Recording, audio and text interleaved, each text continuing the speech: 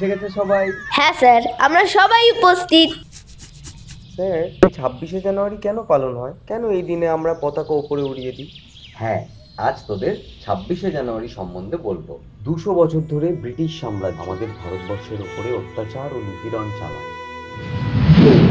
তাদের অবশ্য অত্যাচার বাড়তেই থাকে, আর তার পাশাপাশি ধনসম্পদ লুণ্ঠনের লোভ, ফলে দুর্ভিক্ষ মহামারী দেখা দেয়। তাদের বীর সন্তানেরা তাদের প্রাণ দিয়ে ভারতবর্ষকে যেদিন শৃঙ্খল মুক্ত করেন, যেদিন জন্ম নেয় স্বাধীন ভারতবর্ষ, এই 26শে জানুয়ারিতেই প্রথম ভারতবর্ষের সংবিধান প্রকাশ পায়। তাই আমরা এই দিনটিকে প্রজাতন্ত্র দিবস বলে পালন করি। আচ্ছা, তাহলে এই ব্যাপার, বুঝেছি। বন্দে মাতরম, বন্দে মাতরম।